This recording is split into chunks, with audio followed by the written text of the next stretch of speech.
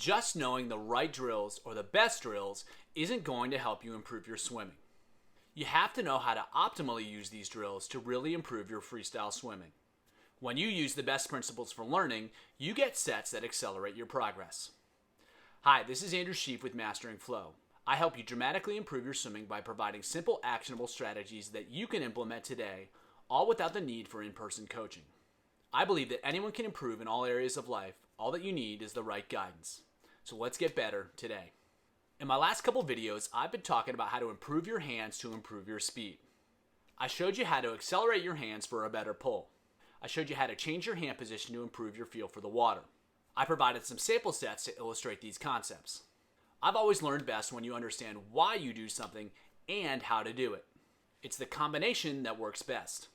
With that in mind, I tend to explain more than I show, so today we're going to go straight practical. It's going to be light on words and heavy on examples. I'm going to give you 5 different sets that you can use to improve your pull based on the principles we've discussed. For all of the sets, simply adjust them to suit your needs. Add repetitions or remove repetitions. Do more rounds of the set or do less rounds of the set. Increase the distances or decrease the distances.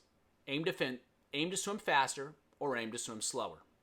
Just respect the basic setup and adjust the specifics to suit your needs. Here are your simple solutions. This set is all about learning how to change speeds. You're going to have to figure out how to swim faster across repetitions. You're going to have to figure out how to build speed within repetitions. And you're going to have to do so with various hand positions and various drills. In every situation, the goal is to find speed, and the way to do that is more effective pulling. In the first part of the set, you're going to be building speed with underwater recovery. However, for the first 2 repetitions, you're going to close your fists, and then you're going to open your hands for the next 2. In the next segment, you're going to do 425s of freestyle, getting faster each one, all with a closed fist. You're going to have to learn to produce speed without your hand. Then, you're going to do power pulls with upside down paddles. You're going to build to fast. With the upside down paddles, you're going to have to use your forearm to really create that speed. And then lastly, you're going to do 425s descend to fast with open hand, putting it all together in normal circumstances. The key here is speed and using effective pulls to make it happen. That's the concept. Make any adjustments that you need, sticking to those key concepts. In the previous set, the focus was on speed. Here, you're going to focus on stroke count. You're going to have to get more out of each pull to accomplish the goals of the set, and you're going to have to do so in different situations.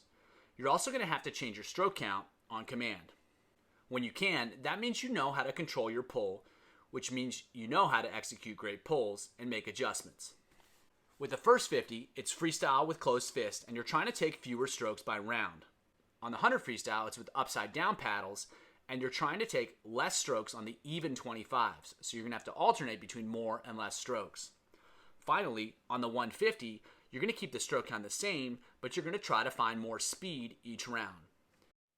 Each piece has a little bit different task where you're changing your hand position and you're also changing the stroke count expectation. That means you're going to figure out new and novel ways to create propulsion with your hands.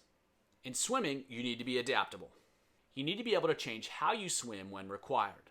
Especially in open water, where conditions are always changing, you have to be able to adjust. In this set, you'll shift your focus between speed and stroke count. You'll have to adjust how you swim and the goals you're trying to achieve, all in different situations. And considering how we're going to be putting pressure on your pulling, that means more effective pulling throughout. On the first set of 75s, you're going to descend the effort. Then, on the second 75s, you're going to try to take one less stroke per 25 within each 75.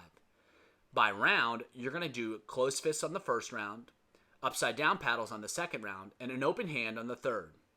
Lastly, you can perform one round with a buoy, but you can pick which one. All these different variations are going to help you figure out how to have a more effective pull.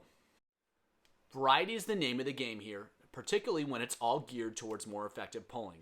That variety will help you figure out the best solution for you, which means more effective pulling. This is the ultimate test. To be good at swimming golf, you have to be efficient and effective, fast and long.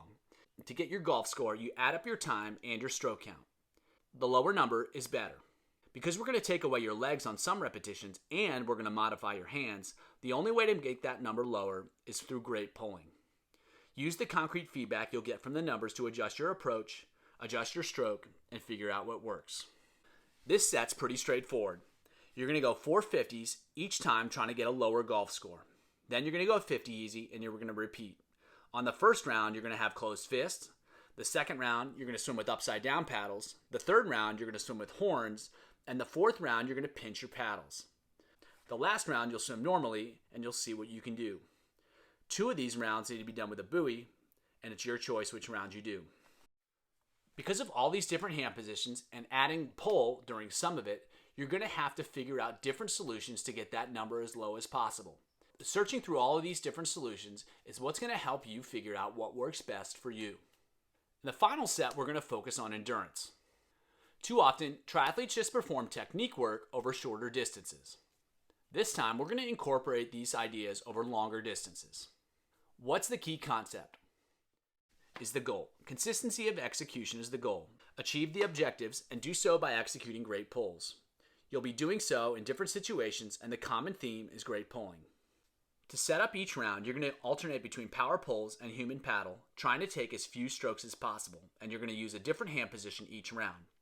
Then, you're going to swim a 200 freestyle with a buoy, trying to take the same number of strokes each 25. If you can, try to take fewer strokes each round.